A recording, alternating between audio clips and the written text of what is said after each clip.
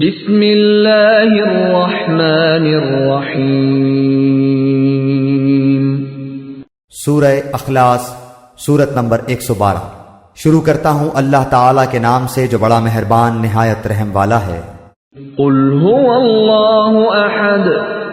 آپ کہہ دیجئے کہ وہ اللہ تعالیٰ ایک ہی ہے۔ بعض کافروں نے حضور اقدس صلی اللہ علیہ وسلم سے پوچھا تھا کہ آپ جس خدا کی عبادت کرتے ہیں وہ کیسا ہے، اس کا حسب نسب بیان کر کے اس کا تعارف تو کرائیے۔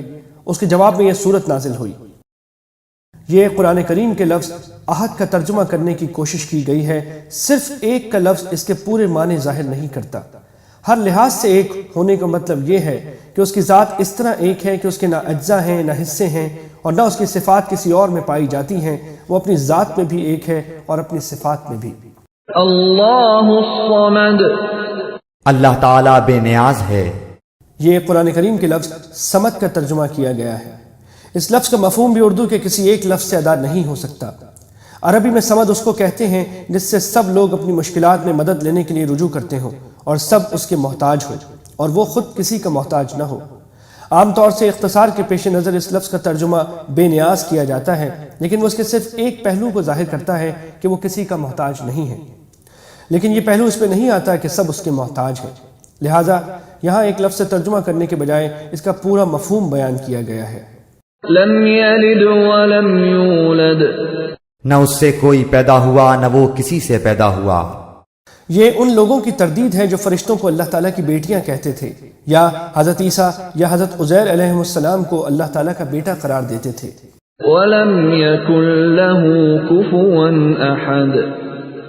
اور نہ کوئی اس کا ہمسر ہے، یعنی کوئی نہیں ہے جو کسی معاملے میں اس کی برابری یا ہمسری کر سکے۔ اس سورت کی ان 4 مختصر آیتوں میں اللہ تعالیٰ کی توحید کو انتہائی جامع انداز میں بیان فرمایا گیا ہے۔ پہلی آیت میں ان کی تردید ہے جو ایک سے زیادہ خداؤں کے قائل ہیں۔ دوسری آیت میں ان کی تردید ہے جو اللہ تعالیٰ کو ماننے کے باوجود کسی اور کو اپنا مشکل کشا، کارساز یا حاجت روا قرار دیتے ہیں۔ تیسری آیت میں ان کی تردید ہے جو اللہ تعالیٰ کے لیے اولاد مانتے ہیں۔ اور چوتھی آیت میں ان لوگوں کا رد کیا گیا ہے جو اللہ تعالیٰ کی کسی بھی صفت میں کسی اور کی برابری کے قائل ہیں۔ مثلا بعض مجوسیوں کا کہنا یہ تھا کہ روشنی کا خالق کوئی اور ہے اور اندھیرے کا خالق کوئی اور، یا بھلائی پیدا کرنے والا اور ہے اور برائی پیدا کرنے والا کوئی اور۔ اس طرح اس مختصر صورت نے شرک کی تمام صورتوں کو باطل قرار دے کر خالص توحید ثابت کی ہے۔ اس لیے اس صورت کو سورہ اخلاص کہا جاتا ہے، اور ایک صحیح حدیث میں اس کو قرآن کریم کا 1/3 حصہ قرار دیا گیا ہے، جس کی وجہ بظاہر یہ ہے کہ قرآن کریم نے بنیادی طور پر 3 عقیدوں پر زور دیا ہے: توحید، رسالت اور آخرت۔